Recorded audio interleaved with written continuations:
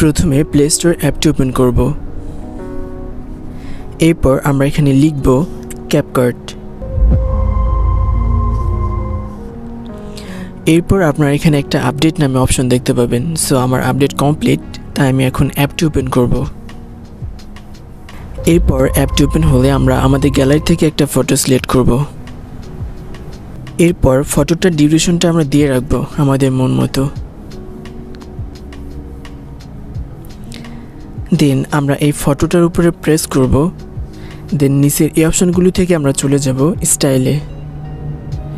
এরপর আমরা এখান থেকে ডল নামে এই অপশনটি সিলেক্ট করব।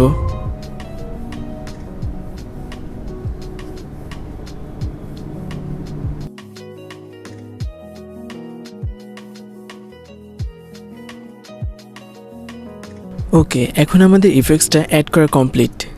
এখন আমরা এই ভিডিওটাকে রিভিউ করে দেখব।